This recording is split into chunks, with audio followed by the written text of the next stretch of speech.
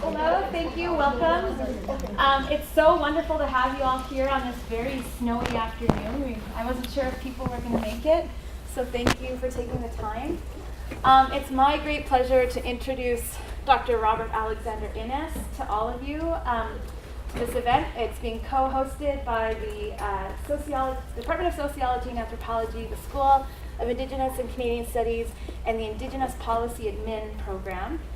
And we're just so grateful. Dr. Innes has been on a sort of whirlwind tour of Ontario. He gave 2 talks in Toronto, one on Monday, one on Tuesday. He gave a guest lecture in my class this morning and is now giving this talk tonight. And he gave a keynote on Monday, which was really phenomenal. So we're just really grateful for Dr. Innes for gracing us with his time. And Dr. Innes, in addition to being a mentor and colleague, is a member of Cowessess First Nation and an associate professor in the Department of Indigenous Studies at the University of Saskatchewan. He's the author of Elder Brother and the Law of the People, Contemporary Kinship and Cowessess First Nation, which is published by University of Manitoba Press.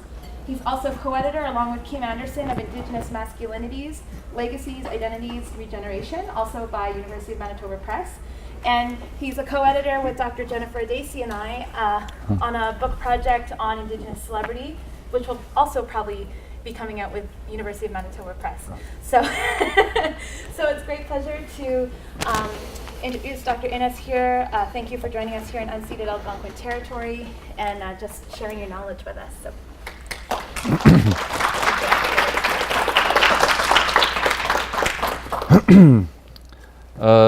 Sego, Aning, Tanse, Kasinu, Machewan, Kahu, Nitsi Kasan. I'm a little tired. Cowessess First Nation, Ochinia. I'm a member of Cowessess First Nation. My name is Rob Innes. I'm a member of Cowessess First Nation, which is located, or which is one of the Treaty 4 First Nations. I grew up in Winnipeg, but for the last 20 years or so, I've been living in Saskatchewan, which is the homelands of the Treaty 6 First Nations and the Métis Nation. It's my pleasure and honor to be here today to hear on the unceded territories of the Algonquin people. I'd like to thank Professor Zoe Todd for inviting me, and for the Department of Sociology, the School of Indigenous Studies, and the Indigenous Policy people for sponsoring this talk. And I'm like I said, I'm really happy to be here to talk about a topic that doesn't or hasn't really been talked about at all in Canadian history. And it's a critique. This talk is a critique on history, the way in which, and historians, and the way in which they have talked about people in Saskatchewan, my people. I'm Plains Cree, Saulteaux, and Métis, from my mom, and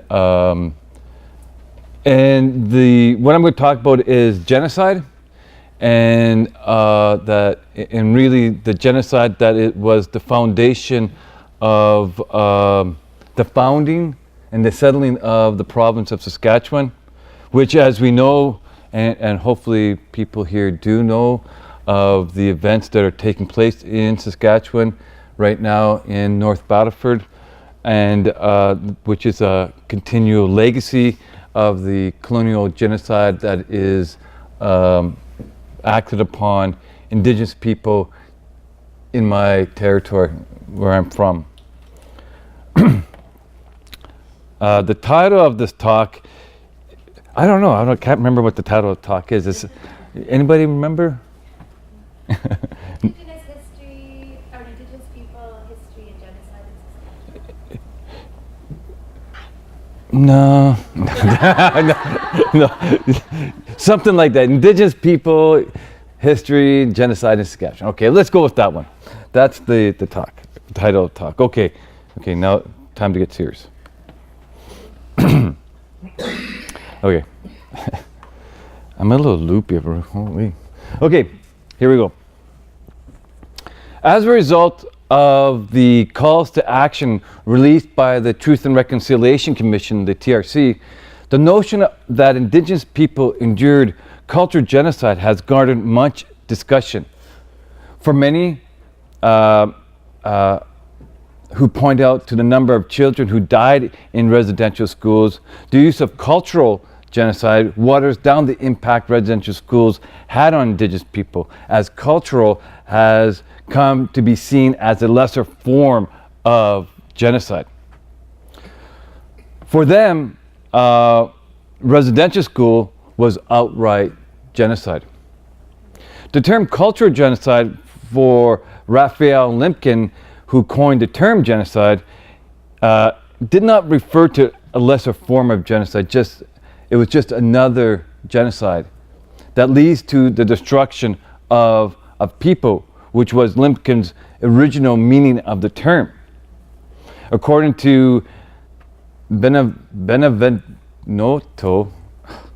Woolford, and Hinton, after the war, genocide as a concept fell into disuse until the 1980s, when a new generation of scholars began to engage with it. However, as they state, these scholars, quote, generally did not share Lemkin's broad conceptualization of genocide, end quote. Instead, they, quote, tended to implicitly adopt the Holocaust as a conceptual prototype, end quote. Moreover, they state this resulted in, quote, the trend of conceptually splitting genocide from cultural genocide, inhibiting a full discussion of cultural genocide, end quote. As these authors state, I'm not quoting them all the way through. This is just a warm-up, right? Okay. As the authors state, quote, seen through the lens of the Holocaust, the broader public and many academics consider genocide to be the most extreme form of violence imaginable. According to this widespread view, including any other forms of destruction besides mass murder, risk diluting the meaning of the term. For these authors and others, cultural genocide is the correct term, not because it singles a lesser form of genocide, but because it is genocide. I start my talk by mentioning this mainly because genocide in residential schools has received so much attention lately in recent years, and has also sparked discussion about other ways that genocide has occurred in Canada. These conversations are important. However, since there has been little discussion of mass murder, the mass murder type of genocide of Indigenous people in Canada, a subtle message that has been conveyed through these dialogues is that mass killing of Indigenous people has not occurred here. For example, neither historians nor the Canadian government have acknowledged that genocide occurred in the early 1880s in Treaty 4 territory, specifically in southwestern Saskatchewan in the Cypress Hills. A genocide that killed hundreds and perhaps thousands of First Nation and Métis people. Many historians have detailed how the Canadian government implemented a starvation policy in the Cypress Hills as a means to exert control over First Nations people in the region and force them to move to other areas. It is difficult to understand why historians have not categorized the deaths caused by the starvation policy as genocide when they all agree that the government knew prior to cutting off food rations, many people were dying of starvation, and have all said that the policy killed large numbers of people. Some historians have may have been reluctant to equate the deaths of Indigenous people to the Holocaust, while others may feel the numbers are not adequate enough to be considered genocide, even though they don't really know what those numbers are, as there has been no attempt to find out what those numbers are. Whatever the reason, this paper will show that there is a way to ascertain the number of deaths, and that the procedure to determine the number that actually is actually just straightforward history. In outlining the context of the genocide and detailing how one Saskatchewan First Nation determined how many of their band members died as a result, this paper asks, why is it that none have done the work? Why has none of the historians have done the work to determine the number of deaths that the Canadian government caused from this policy? To be clear, the argument put forth here is that the policy that has come to be known as the starvation policy was genocide. And basically the starvation policy is a euphemism, right? They're saying starvation policy, but they're not saying genocide. But I want to make this clear that the starvation policy was genocide.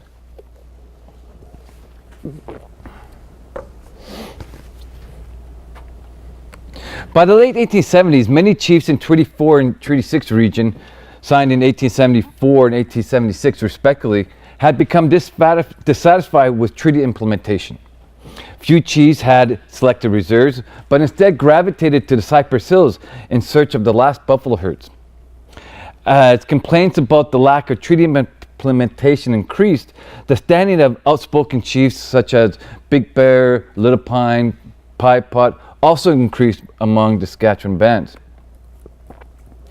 Historians have not been able to conclusively determine how many Indigenous people exactly were in the Cypress Hills in the late 1870s and early 1880s.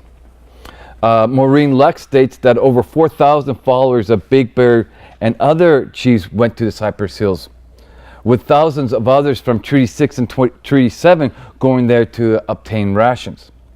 Hugh Dempsey estimates that at this time, there were more than 5,000 First Nations people in the Cypress Hills regions. James Daschuk cites Indian agent M.G. Dickinson estimate that the total First Nation and Métis population in the Northwest was 26,500. And according to John Tobias, the Cypress Hills contain more than 50% of the total First Nation population from Treaty 4 and Treaty 6. Michelle Hogue states that by 1878, some 3,000 Métis people from Qu'Appelle Valley, St. Joseph, St. Francis Xavier, and St. Albert and elsewhere had gone to the Cypress Hill region. Edgar Dudney estimated in 1880 that some 7,000 to 8,000 Plains Cree, Assiniboine, and Saulteaux people were in the Milk River region of Montana, and they were using the Cypress Hills as their base to go into Montana in search of buffalo. If these figures are correct, there could have been in the region between 13,000 and 16,000 Plains Cree, Assiniboine, Saulteaux, and Métis people, maybe even more, who would have been directly impacted by the starvation policy. The large concentration of bands in Cypress Hills greatly concerned government officials, and was added by the fact that these were not the only First Nations people in the region. After 1876 defeat of Colonel George Custer by the Lakota and Cheyenne nations at Little Bighorn in Montana, a group headed by Chief Sitting Bull, numbering close to 2,000, arrived in the Wood Mountain area, about 30 miles east of the Cypress Hills.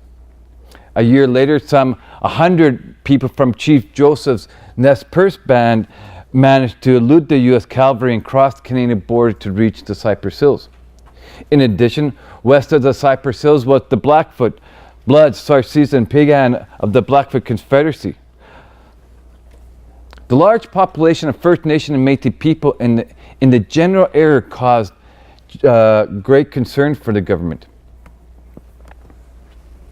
In 1880, Chief Pipot, Lucky Man, and Cowses, and Assiniboine Chief Long Lodge and the man who took the coat requested that their reserves be located in the Cypress Hills. So after they were signed Treaty 4 and Treaty 6, bands could select where they wanted the reserves located. So these bands that were now trying to congregate in the Cypress Hill regions started to request their reserves be surveyed there. This decision to locate the reserves there was influenced, no doubt, by the newly appointed Indian Commissioner, Edgar Dewdney. His promise to provide rations to compensate for the lack of game in the region. However, Dewdney's promise came with conditions. He later announced that rations would not be provided to individuals who had not accepted treaty. So bands like Big Bear's band and Little Pine, they hadn't signed treaties at that point. And that the government would recognize as chief the leadership of any adult male who was able to garner a following of 100 people. These policies were designed to assert control over those chiefs who were agitating for revisions of the treaties, led mainly by Pipot and Big Bear and Little Pine. They had the effect that Dewdney wanted, as some leaders splintered large bands and created new bands that were keen to revise treaties and accept Dewdney's offer. Leaders like Big Bear, who had not signed treaty, or other chiefs like Little Pine, who had signed treaty later, but wanted them revised, refused Dewdney's proposal. Dewdney also stated that bands whose chiefs had selected reserves in other regions would not receive their annuities until they returned to those reserves, primarily in the Battleford, Fort Capel, and Crooked Lake regions. The Battleford, of course, is in Treaty 6. It's north of Cypress Hills, and Capel and Crooked Lake are in Treaty 4, which is east of Regina, so east of Cypress Hills.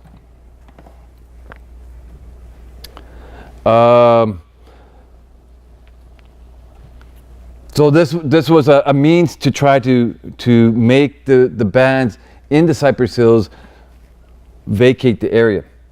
By the end of the summer of 1880, while a majority of the First Nations bands traveled to Montana to hunt buffalo, only the Cowses, Long Lodge, and the man who took the coat bands had the reserves surveyed, or were being scheduled to be surveyed. As the First Nations bands returned to the Cypress Hills in the summer of 1881, they learned about Dewdney's conditions for rations. The starving people were close to rioting if food was not distributed. Given the mood of the people, the Northwest Mounted Police decided to give in to their demands, which was a decision that Dewdney strongly disfavored. Additionally, Assiniboine chiefs who had taken treaty refused to accept their annuity payments until those from northern reserves received their annuities. Chiefs Lucky Man and Lenape also requested that Thompson Wadsworth, the inspector of Indian agencies, quote, pay every native in the country. Interestingly, this was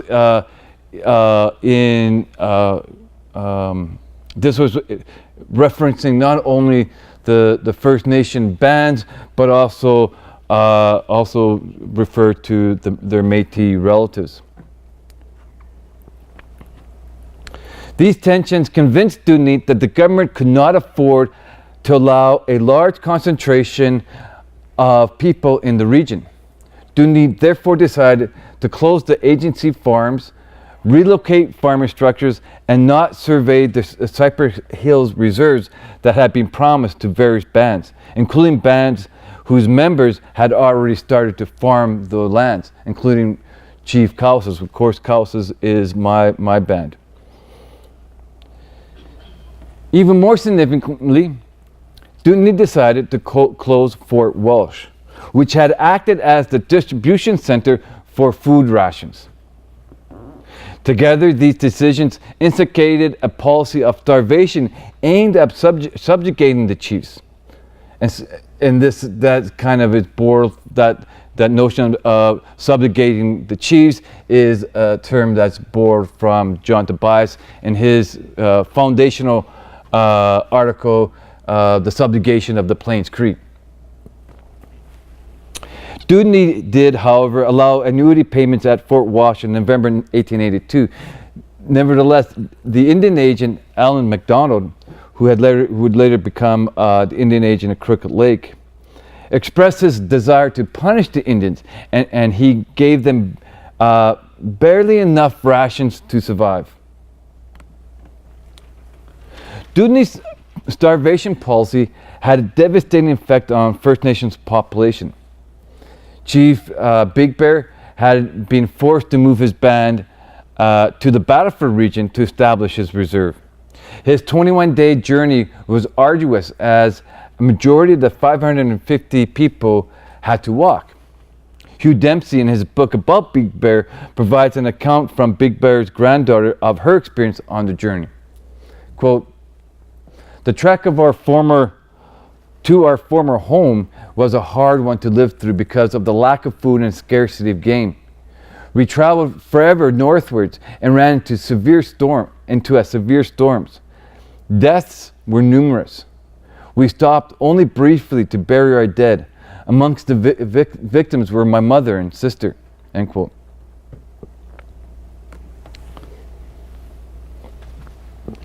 Maureen Lux notes that 42 people from Pie Pot's band and 31 from the man who took the Coates band perished as a result of the starvation policy. However, Lux cites Norma Goodwill and Jean Sluman oral count that actually 130 people died from those bands. Lux also provided an oral count from a reserve near Indian Head. Quote, "When they got here," from Cypress Hills, "when they got here, they were starving already. So many were sick that a doctor from Indian Head was called." Indian Head is a small town east of Regina. "The doctor got mad at the Indian agent and told him the people are starving." That was from an oral count.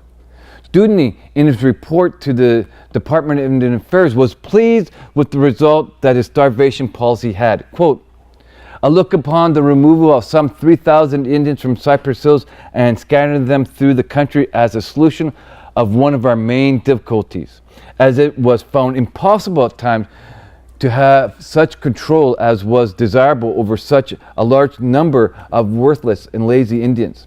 The concourse of malcontent and reckless Indians from all the bands in the territories.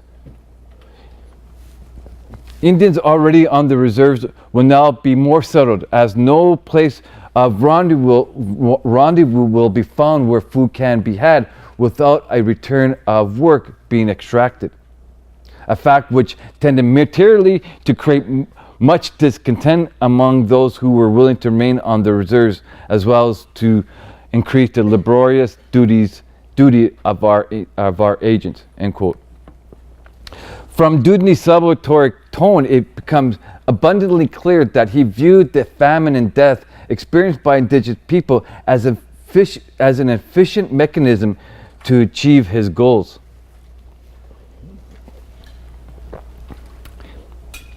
In a 2014 interview on the Media Indigena podcast, host Rick Harp asked James Daschuk, author of Clearing the Plains, whether John A. Macdonald is comparable to Stalin or any other leader responsible for genocide through starvation policy. Daschuk did not answer the question. However, he did estimate that hundreds of Indigenous people died as a direct result of the starvation policy, and perhaps thousands as a result of disease caused by the starvation policy. He correctly noted that no one knows for sure how many died as a direct result of the policy because no records were kept. John Tobias, Maureen Lux, and Brian Tetley, all who have written on the starvation policy, did not provide any hard figures for the number of deaths as well, or either. If there are no figures of the numbers who died from this policy, how can we know that the scale of the starvation can be characterized as genocide?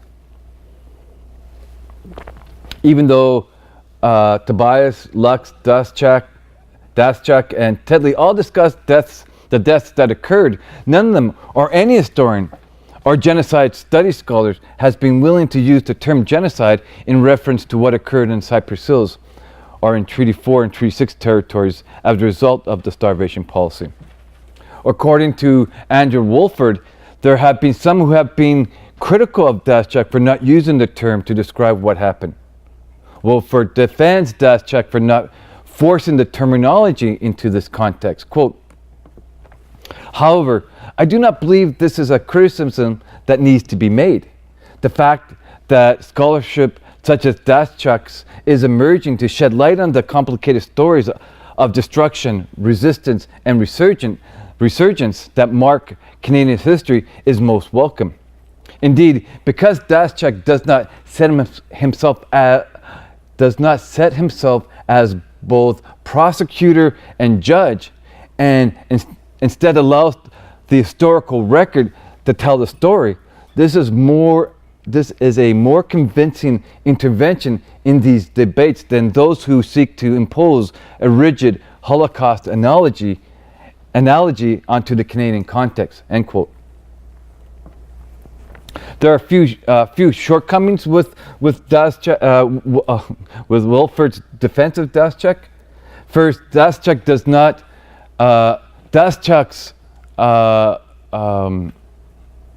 intervention does not represent an emerging discussion on the starvation policy.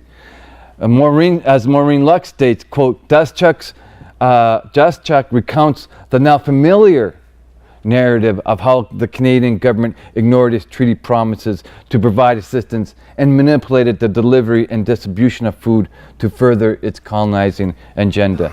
End quote. Paul Burrows, too, notes that Daschuk does not provide any new revelations, as he points out that, quote, overall, Daschuk's book is important, less for unearthing new and surprising historical facts than for expanding upon and reinterpreting and I add more, so publicizing them, end quote.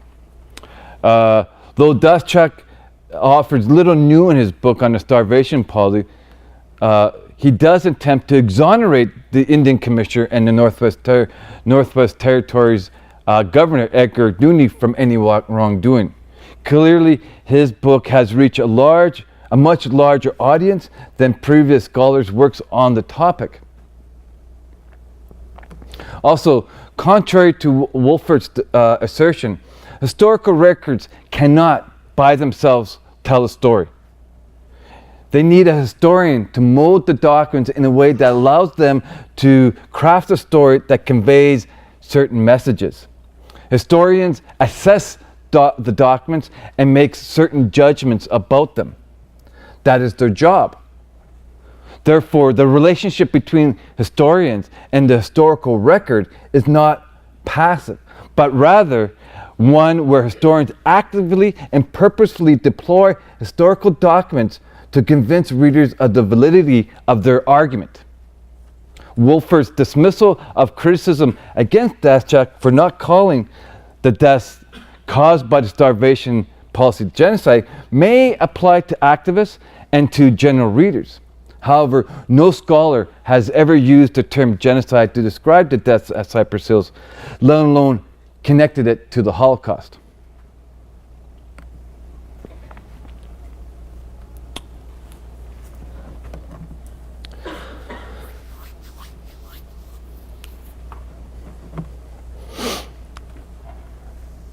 What will become clear in this next part of this paper, what will become clear is in examining Carleton First Nations Treaty Land Entitlement negotiation. The question to be asked is not whether or not the starvation was genocide, it was, or whether there are ways to ascertain how many Indigenous people died, there are. The question that needs to be asked is why historians and other scholars have not taken the acknowledged deaths seriously enough to look for evidence that shows the enormity of this particular genocide. Utilizing the research from Carleton's First Nations Treaty Land Entitlement negotiations provides a glimpse into the magnitude of the number of deaths that occurred due to the starvation policy. The fulfillment of the Treaty Land Entitlement for Southern Saskatchewan First Nations was a negotiated component of Treaties 4 and 6. At the time of signing, many First Nations did not receive the amount of land to which they were entitled by treaty. The reserve size formula was tied to band census. At 640 acres per family of 5 or 120 acres per person. The amount of acres each band received depended on their band census as carried out by the government. However, because band population fluctuated, some people were following the last buffalo herds, others were moving between bands for social and economic purposes. The census could not capture accurately the makeup of the bands and often underestimated the population numbers. Peggy Martin McGuire asserts that although, quote, the history of each reserve is unique, once bands and individuals completed migrating, relocating, and settling, most reserves fell short of the required size. Carleton's band was one of many that moved to the Cypress Hills in the late 1870s in search of buffalo. Chief Carleton and Chief Pipot selected neighboring land for the reserves and waited for them to be surveyed, especially after Long Lodge and the man who took Coat had their reserves surveyed. Meanwhile, in 1877, Carleton's headman, Louis Osoup, was able to gain 100 followers and gain recognition from the government as a chief of his band and led a splinter group to Crooked Lake, located in southeastern Saskatchewan along the Qu'Appelle River. And this is about halfway between Regina and Brandon. And at that location, Osoup had his reserve surveyed. The surveyor set aside 60 square mile reserve, enough for 480 people, far more than the 96 who were with Osoup, on the expectation that the remainder of Carleton's band, still at Cypress Hills, would eventually relocate to Crooked Lake. Carleton's desired reserve at the Cypress Hills was never surveyed, and because of the starvation policy, Carleton's band was forced to relocate to Crooked Lake and merge his band with Osoup's splinter group. With the two groups merging, the amount of land at Crooked Lake was well short than entitled land base of the formula of 128 acres per person. The short changing of reserved land across Saskatchewan was widespread, prompting the negotiation of the federal government, negotiation of federal government established the Treaty Land Entitlement process, a process as a mechanism for the federal government and the province of Saskatchewan to fulfill outstanding treaty land obligation to Saskatchewan First Nations. And on September 22nd, 1992, after many years of lobbying, 25 Saskatchewan First Nations signed the Treaty Land Entitlement Framework Agreement with the federal government and Saskatchewan government.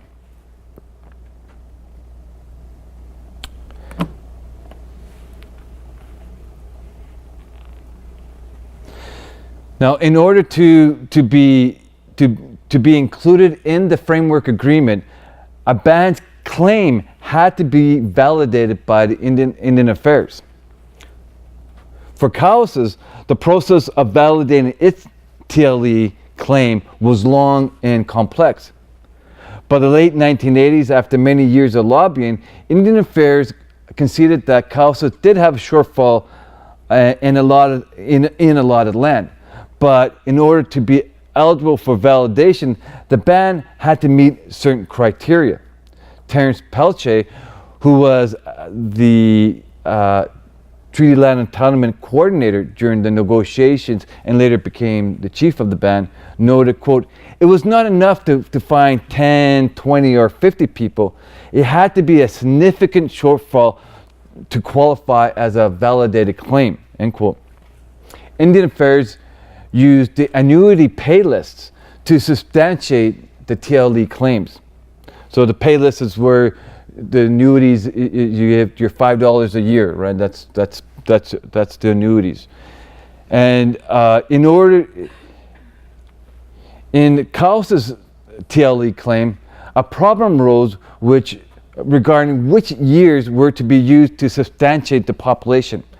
Pelche explains, quote, "There was a condition that made Cowessess' TLE questionable from Indian Affairs' point of view. It had to do with the date of the treaty pay lists that were used to determine the acreage from the date of first survey of the reserve.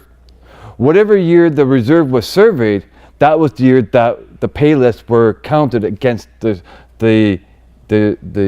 surveyed." The problem with Cowessess was that there were multiple surveys for the reserve. The first was completed in 1878 when the splinter group left. The second was in 1882 when Chief Cowessess brought the remainder of the band to Crooked Lake from the Cypress Hills. This issue was part of the stumbling block that prevented Cowessess from gaining validation in 1992. In 1993, the band was able to gain validation. However, this did not translate into a quick TLE agreement. The federal government agreed that Cowessess had a significant shortfall. The reserve was surveyed for 480 people in 1882. But based on the review of the evidence, Indian Affairs determined that Cowessess band membership was actually 680, more than sufficient for a claim. Using the formula to calculate the federal and provincial government compensation for First Nations, Cowessess was entitled to $27 million to purchase their shortfall land. Cowessess rejected the offer on the grounds that they believe there was considerably more original band members than 680 that the federal government maintained. Indian Affairs disagreed. They wanted Cowessess to substantiate its claim with the annuity list. Using the pay list proved to be very beneficial to Cowessess. Cowessess negotiators noticed that there were many people who had accepted annuities for 1 year but had never appeared again on the pay lists. One of the stipulations was that the TLA claim was that an individual had to appear on the annuity list twice.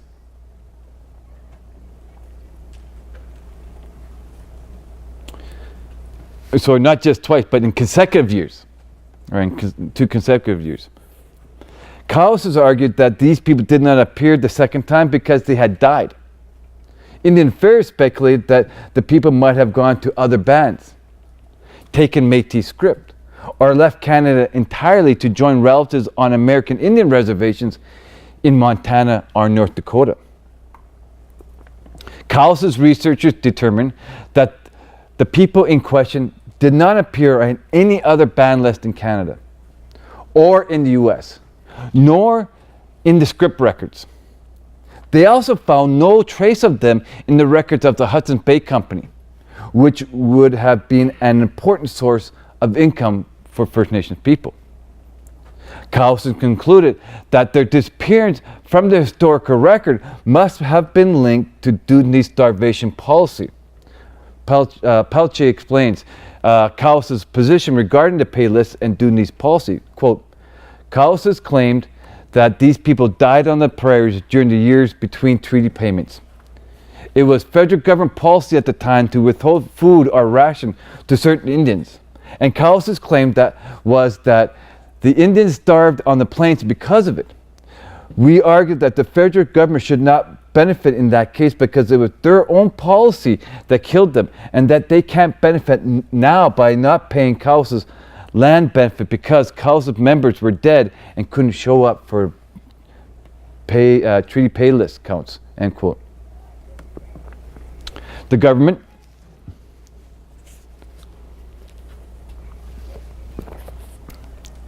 interestingly enough, decided not to challenge Cowles's claim and agreed to include those people whom Cowles argued had died as a result of duty starvation policy.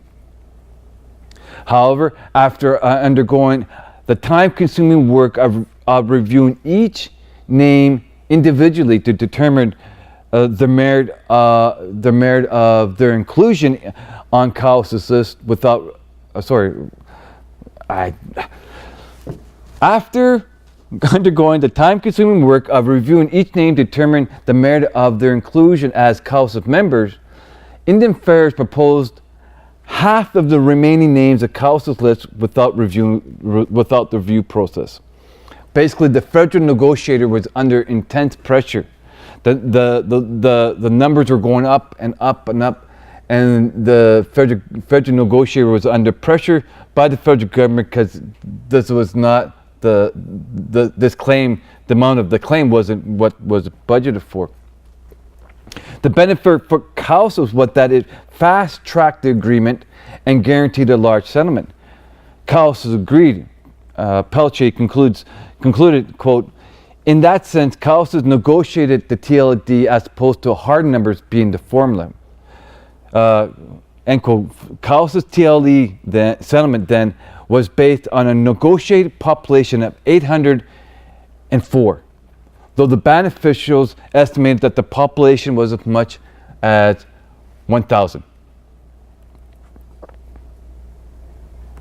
Unlike historians of the starvation policy, Lou Lockhart, as the consultant for Cowles for their land claims case, did this painstakingly arduous task of combing through various archival documents, examining tables and lists in search for names of band members to match up against those on the original band census. It was from this research that Cowles was able to determine that the duties starvation policy caused the death of between 124 and 320 Cowles band members, between 15 and 33% of the band population. At this point, it remains unclear what the total number of deaths were for other bands at the Cypress Hills. But if the death rate for the other bands were similar to Cowles's, there could have been between at least 1,500 and 4,600 deaths, all without a single gun being fired. Now, if you put that into context, you know, the numbers of some of the major battles in the U.S.-American war, Indian wars in the West, was not this total. Right? There wasn't this total. This would not include deaths by disease, by starvation that Daschuk made reference to in his interview with Harp. So there could have been even more that died as a result of disease that were caused by the starvation. This number is certainly comparable to the total combined deaths. This number is certainly comparable to the total number of deaths of Native Americans at the Sand Creek Massacre. 163 people died there. The Wawashita Massacre, 150 died. The Marias Massacre, 217. The Wounded Knee Massacre, up to 300. And yet, so few Canadians have heard about the deaths that occurred at the Cypress Hills, and certainly no one has acknowledged it as a genocide. There is enough evidence to suggest that the government understood the level of starvation occurring in the Northwest in 1860s and 1880s prior to the starvation policy being implemented, and would have known about the repercussions of cutting off rations to Indigenous people. Lux, Tobias, Hogue, Daschuk, Hugh Dempsey all agreed that government had received numerous reports, letters, and other correspondences from various government officials in the field detailing the hunger and the deaths resulting from lack of food. Dewdney himself had witnessed it when he first arrived in the Northwest in 1879 to assume his duties as the Indian Commissioner. In addition, many of the correspondences pled with the government to increase the rations to feed the people. In the 1880s, the Canadian government knew the situation was dire. This is highlighted by the fact that the rations were distributed in 1881 in Cypress Hills to placate those who were starving and on the brink of rioting. MacDonald himself acknowledged that their famine relief was barely enough to sustain the people. As Lux points out, the Prime Minister stated in the House of Commons in 1882, a year after appointing Dewdney to both Indian Commissioner and then the Lieutenant Governor, that Dewdney was in charge of the famine relief, and that Dewdney was, quote, refusing food until the Indians are on the verge of starvation to reduce expenses, end quote. Clearly, if the government knew that the amount of food they were providing Indigenous people placed them on the verge of starvation, then it would have known that withholding food from starving people, then making them walk hundreds of kilometers, would lead to deaths. This was the cost the government was willing to pay to assure the opening of the CPR and settlement. The decision to withhold food was without a doubt a premeditated act. Fears of Indigenous presence in the Cypress Hills justified genocide. According to Tobias, Dewdney developed and implemented this policy as a means to assert control over Indigenous people. Quote, Dewdney, as Tobias states, Dewdney wanted to exploit the opportunity presented to him by the hunger crisis, end quote. And, quote, he hoped that starvation would drive them from the Fort Walsh area and thus end the concentration of their force, end quote. And as Maureen Lux states, quote, the starvation at Fort Walsh was a cynical and deliberate plan to press the government's advantage and force the Cree from the area to allow the government a free hand in developing the prairies, end quote.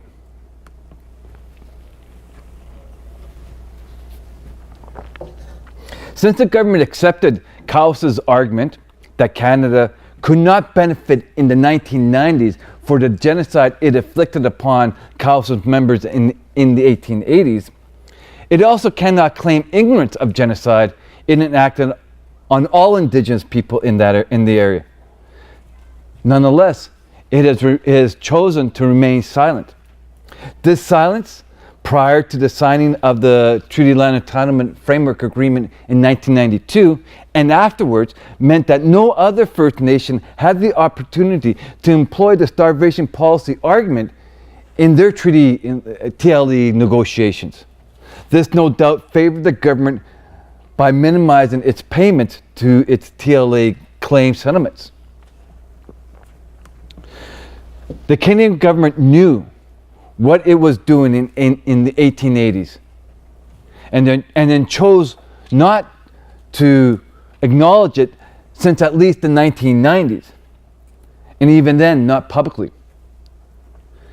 In the age of truth and reconciliation, any kind of meaningful reconciliation needs to include the Canadian government acknowledging the historical truth of genocide it committed against Indigenous people in Saskatchewan, and for Canadians to become aware of what their government did to Indigenous people to open the West for settlement. Genocide occurred in the Cypress Hills, and the treaty for and 6 territories in the early 1880s as a result of Edgar Dundee's starvation policy and the endorsement of the Canadian government. Historians need to tell the story that the data shows. They cannot tell the full story if they do not either present the data or do not look for it. The data that emerged out of the research Carleton conducted for TLA negotiation shows that they experienced genocide at the hands of the Canadian government. Carleton was only one of many bands. Thousands of Cree, Saulteaux, Assiniboine, and Métis people who were denied food when they were at their weakest. The use of the term genocide in this case is justified. The government had a stated reason to starve Indigenous people. It knew what would happen if they would, and they knew what would happen if they withheld food from them. The number of deaths caused by the policy demonstrates this. The genocide that took place in the 1880s in Saskatchewan has been erased from the provincial and national historical consciousness.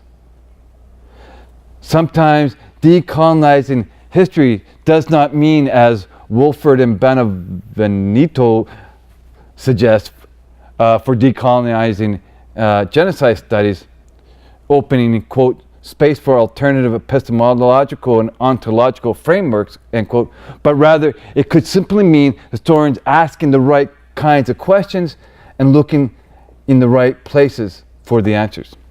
Thank you.